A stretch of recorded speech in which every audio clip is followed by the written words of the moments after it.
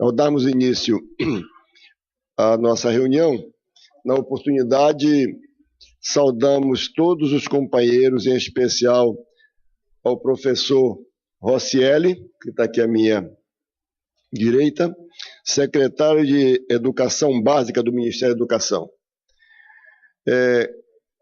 Eu consulto aos companheiros se tem alguma observação com relação à nossa ata da última reunião e a síntese das correspondências recebidas e expedidas. Se alguém tem alguma observação, quer fazer algum destaque, o momento é esse. Então, todo mundo concorda com a ata, não havendo manifestação, está aprovado. Queria dar uma informação para vocês, que nós tínhamos um outro palestrante também, que era o doutor Luiz Souza, advogado especializado em tributos da tributária, que faria uma exposição sobre compliance fiscal e a eficiência tributária. O planejamento tributário para os próximos anos, por falha, segundo aqui me passaram, por falha da TAM, ele perdeu a conexão e, infelizmente, não conseguiu chegar a Manaus. Informe da presidência. Nós tivemos em Curitiba recentemente, junto com o companheiro Antônio Silva, participando da reunião de diretoria da CNI, a oportunidade também que assistimos lá algumas palestras, várias, e foi um dia todo do encontro Brasil e Japão, uma coisa muito bonita, onde se debateram vários assuntos sobre esse relacionamento, inclusive envolvendo investimentos aqui. Também, nessa reunião, gostaríamos de destacar a empolgante palestra do juiz de trabalho, doutor Marlos Melec, sobre a modernização das leis trabalhistas. E o doutor Melec participou assessorando a Casa Civil da Presidência da República na formulação da lei e é o grande defensor e entusiasta dessa organização. Queremos dizer que ele fez parte da redação. Inclusive, nesse momento, ele já participou de várias debates e palestras, tendo em vista que há uma reação muito forte. Ele deu até o percentual lá da Justiça do Trabalho que se opõe à reforma. Então, ele está dando para desembargadores e juízes, enfim, para advogados, e está vindo Brasil afora. Nós estamos vendo se consegue agendar um espaço na agenda dele e ele possa vir aqui também, aqui no Amazonas, que nessa oportunidade também nós queremos convidar alguém da nossa Justiça do Trabalho para participar, inclusive o Ministério Público aqui. Então, foi exatamente isso que nós tivemos lá fazendo agora esse tempo, e o nosso companheiro Antônio lhe pede desculpa por não poder estar aqui, mas ele gostaria de estar, mas ele teve que se ausentar, está fora do país, inclusive.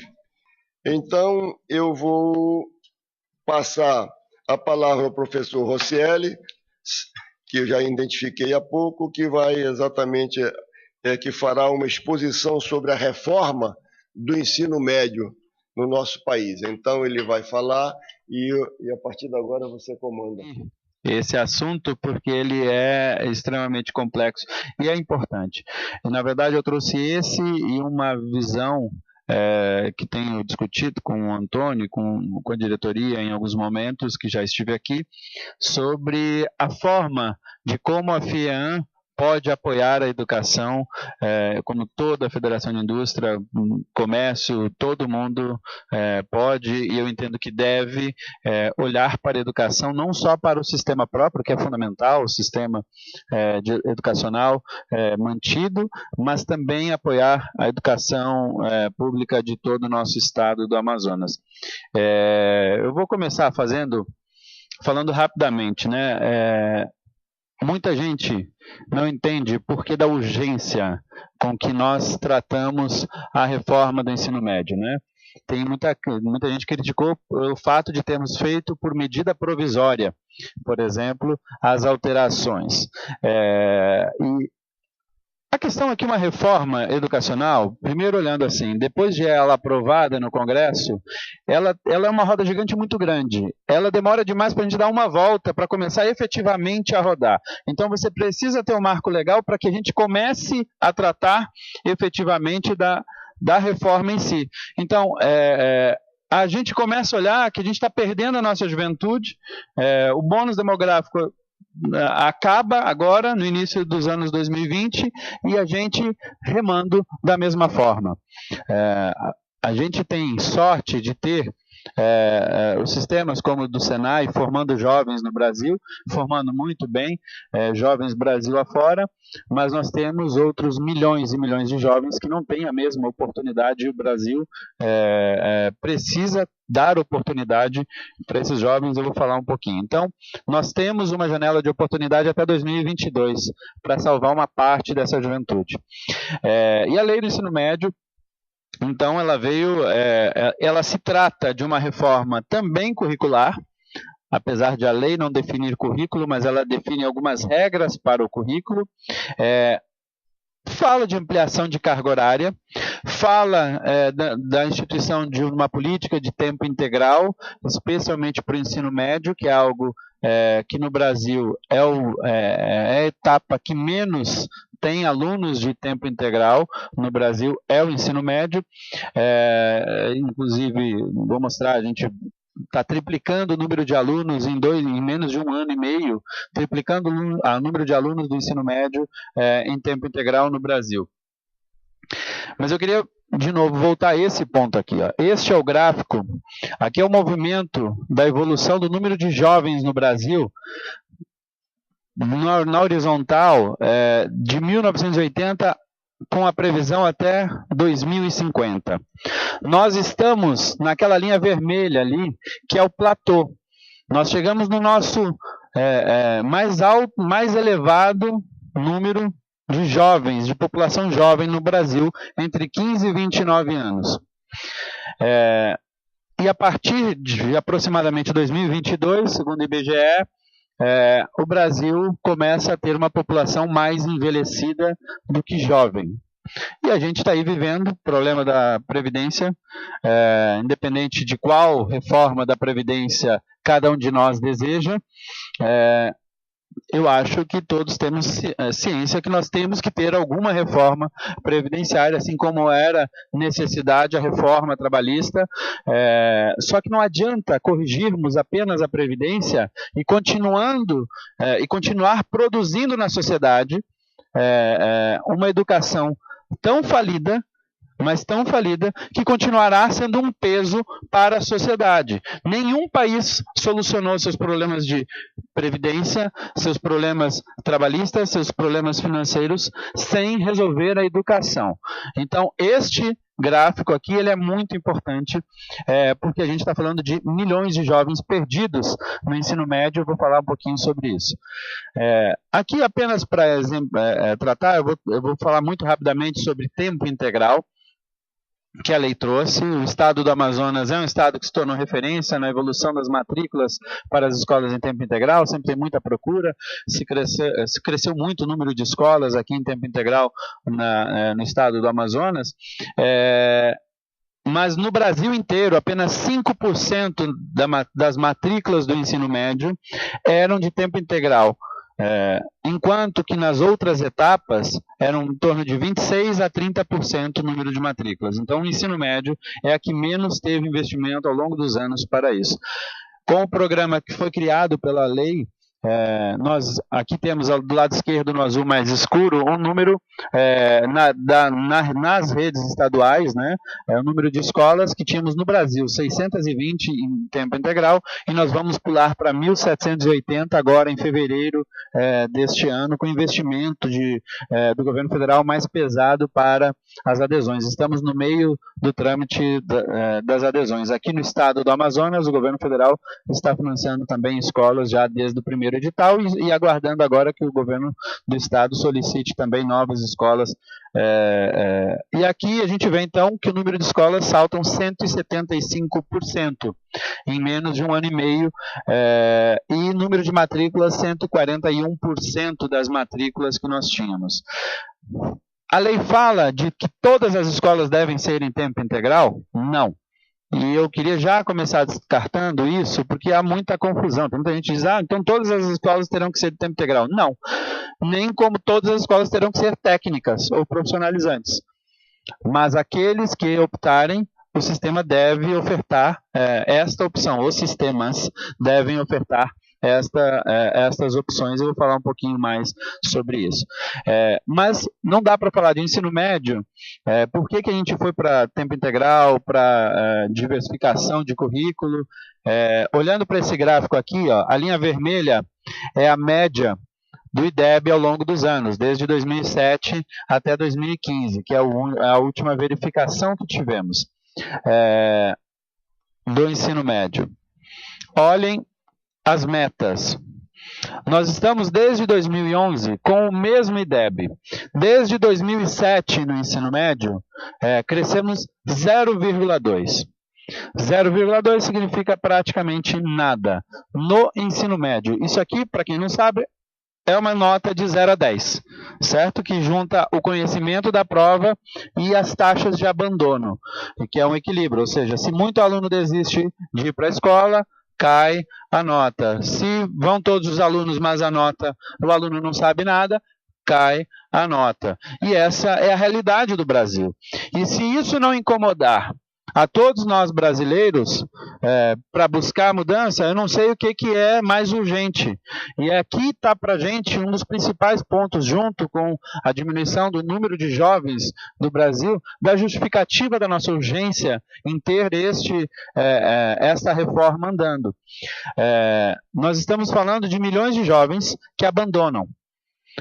Vou falar mais claramente para frente. Mas nós estamos falando de todos os jovens que se formam não tendo a educação adequada. Todos é muito absoluto, mas a absoluta maioria não tendo a educação adequada. Só para se ter uma ideia, olhando ao longo do tempo, aqui na esquerda, 1995, SAEB, língua portuguesa. Isso aqui é a nota da prova, certo? É o que os alunos sabem. Em 1995, no SAEB, em língua portuguesa, os alunos do Brasil alcançaram 290 pontos. Em 20 anos, nós caímos de 290 para 267. E já foi pior. Este é o processo educacional no Brasil em língua portuguesa. Mas então vamos dar uma olhadinha em matemática. Este é o quadro da matemática ao longo do tempo. Nessas medições ficam claro que a qualidade da educação dada está muito aquém. Só para vocês terem uma ideia, o que a gente considera adequado está muito longe de 267 pontos, certo? Menos de 10% dos alunos brasileiros alcançam a educação no nível adequado, em língua portuguesa e matemática. Não estamos nem entrando aqui na discussão de química, física, biologia e de todos os outros componentes que nós temos hoje no ensino médio ao longo do tempo. Apenas língua portuguesa e matemática que são basilares para todo o resto. Nós não conseguimos chegar mais do que 10% dos nossos jovens no nível adequado. E aí o acesso à educação básica, e aqui não estou falando de ensino médio, o acesso à educação básica, a cada 100 crianças hoje, a cada centena de estudantes que ingressam na escola, certo? Lá no iniciozinho, lá no primeiro aninho, 93 vão ingressar no ensino fundamental. Então aqui a gente já perde 7 jovens a cada 100 na mudança do quinto para o sexto ano. Esse número já foi pior, já melhoramos bastante. Mas quando a gente olha da entrada do sexto ao nono ano para o ensino médio, a entrada, nós já caímos para 74 jovens que entram no ensino médio a cada 100. Então, apenas este restante tem a chance entrando numa escola de ensino médio no Brasil. Nós já perdemos aqui praticamente 1/3 dos alunos neste tramo. E aqui os alunos não estão necessariamente na idade correta. Eu vejo alguns alunos aqui, mas aqui tem gente que está entrando depois de ter sido retido, reprovado, voltou a estudar, foi fazer educação de jovens e adultos, eles estão dentro dos 74 a cada 100. Então, jovens entre 15 e 17 anos que frequentavam a escola, a gente tem uma estabilidade. Entre 79% a 83% ao longo de 10 anos. Aqui está o censo até 2014, mas o de 2015 e 2016 tem números semelhantes ao de 2014, aproximadamente 83% dos jovens entre 15 e 17 anos estão frequentando a escola, que é a idade do ensino médio. Isso não quer dizer que esses jovens estão frequentando a escola no ensino médio. Eles estão frequentando a escola, mas eles podem estar no 6º ou 9º ano, aliás, grande parte está. Só para salientar, nessa caixinha vermelha aqui, ó, isso aqui é o número de alunos, de brasileiros, entre 15 e 17 anos, que estão fora da escola hoje. 1.657.000 jovens de 15 a 17 anos não estão na escola hoje. Eles estão em idade escolar, que a Constituição diz que eles deveriam estar estudando. E a meta era universalizar esse atendimento em 2016. A Constituição foi alterada em 2010 e disse que a partir de 2016 todos esses jovens deveriam estar. Isso aqui, esse 1.657.000 é só no ano de 2016. Isso aqui é em um ano, certo? Não é o acúmulo desses anos de jovens que ficaram. Se você for calcular o acúmulo desses jovens que ficaram de fora, nós estamos falando de milhões e milhões e milhões de brasileiros. Que às vezes eles vão lá com 18, 19, 20, 30, 40 anos completar os seus estudos da educação básica. Mas em um ano, nós temos 1,5 milhão de jovens na idade escolar que deveriam estar. E aí nós temos, para além disso, aqui entrando bastante já em algo que interessa muito, por exemplo, ao Sistema S, à FEAM, a proporção de matrículas do ensino médio em programas vocacionais. O Brasil é este vermelhinho aqui, ó. 8,4% dos alunos, isso é o que a gente conversava um pouco mais cedo, 8,4% apenas dos alunos brasileiros estão em algum programa vocacional. Vocês que estão na escola do Senai, que devem fazer algum curso técnico, que estão aqui, vocês estão entre esses 8,4% de brasileiros, vocês estão contados aqui dentro. Todos os alunos do sistema do Brasil estão dentro desse 8,4%. A gente compara com a África do Sul, 12,2%. Se a gente for comparar com a Itália ou com a Alemanha, eles estão lá na casa dos 50%. A Alemanha já passou de 50%. A grande Alemanha, né, a potência econômica, o que a gente gostaria que o Brasil fosse, metade dos seus alunos vão para cursos vocacionais com a preparação. Isso não quer dizer o fim da carreira. O fato de jovens como vocês fazerem um curso técnico profissionalizante não quer dizer que vocês vão encerrar a sua carreira fazendo um curso técnico e ponto, acabou. Não, a tendência, pelo contrário, é vocês fazerem o técnico, se encontrarem e irem aprofundar com muito mais condições, inclusive, do que os alunos que não tiveram a mesma sorte e condição de vocês. Por isso, aproveitem, vocês que estão aqui, viu? Esse é um dado muito importante de como o Brasil tem falido em dar opção. E aí, quando a gente faz pesquisa, tem algumas pessoas que vão lá e dizem, não, mas querem transformar a educação básica em tecnicista, em isso, querem tirar a filosofia, então estão tirando o direito dos jovens pensarem, querem tirar a sociologia. Olha, eu conheço muita gente que não estudou filosofia na escola e pensa muito, viu? Muito, mas muito. Eu tenho certeza que muitos casos aqui dentro dessa sala. 90% dos brasileiros concordam que o curso em educação profissional tem mais oportunidade no mercado de trabalho. Esses dados Essa pesquisa foi feita pela CNI, com o Ibope, pesquisa de egresso do Senai. Essa pesquisa é de vocês, eu peguei emprestado esse dado do Rafael Lucchesi, que nos apresentou. 7 em cada 10 alunos dos cursos técnicos do Senai conseguem emprego quando terminam na conclusão do seu curso. Se a gente for olhar os dados do resto do ensino médio, nós não vamos chegar nem perto desse dado, mas nem perto desse dado. Além do mais, quando ele consegue, ele provavelmente é demitido muito rapidamente, porque ele não tem as competências, as habilidades que o mercado de trabalho lhe impõe, lhe exige. E aí, o curso técnico também tem elevada importância no futuro do jovem. 79%, ainda na mesma linha, não é a mesma pesquisa, né? 79,5% dos jovens atribuem grande importância de um curso técnico para seu futuro profissional. Então, o jovem enxerga que poder fazer um curso técnico vai impactar positivamente a sua vida. 79%, numa escala de 0 a 10, estão entre 7 e 10, dizendo que é muito importante para seu futuro profissional. E aí, esse número é muito mais alto ainda para quem está fazendo o curso, porque ele está vivendo aquilo, ele entende que aquilo é importante. E aí, voltando então, falei um pouquinho aqui dos dados em relação ao ensino técnico, algumas curiosidades, inclusive das redes de vocês. A gente volta e olha o quadro de evasão do ensino médio na rede pública, de forma geral no Brasil.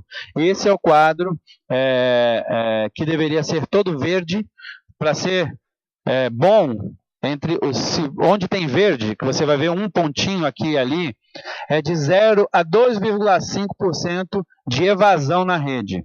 Você só tem ali na Bahia tem outro perdido, ali em São Paulo você tem um núcleozinho, que daí não dá para ver, mas aqui em São Paulo, no interior, alguns municípios pequenos conseguem ter e tudo mais. O restante, por exemplo, aqui no Amazonas, onde vocês veem o amarelo mais forte, em 2007 e em 2014, logicamente, você vê uma estabilidade entre 5% e 10% no amarelo, e o laranja de 10% a 20% de evasão dos jovens. Ou seja, o jovem abandonou a escola e nunca mais apareceu. É aquela juventude que a gente acaba perdendo, que é maior do que aquele 1,5 milhão a nível Brasil, quando a gente acumula ao longo dos anos. E aí vem o dado da conclusão. Vocês lembram o dado de entrada? Era 74. Só conseguem concluir a cada 100 alunos, a cada centena de alunos que ingressam na escola, 96 concluem o ensino fundamental 1 até o 5º ano, 83 vão concluir o fundamental 2 e apenas 65 vão concluir o ensino médio. Desses 65, apenas 7 vão seguir para a universidade. Os outros 58 fizeram um ensino médio que eles não sabem responder para que serve. Na verdade, a sociedade brasileira também não sabe dizer exatamente para que serve hoje o ensino médio. Então, este número aqui nos mostra qual é o caminho que o Brasil tem seguido ao longo dos últimos 30 anos. Só para a gente entender em números absolutos, aqui se fala em milhões, certo?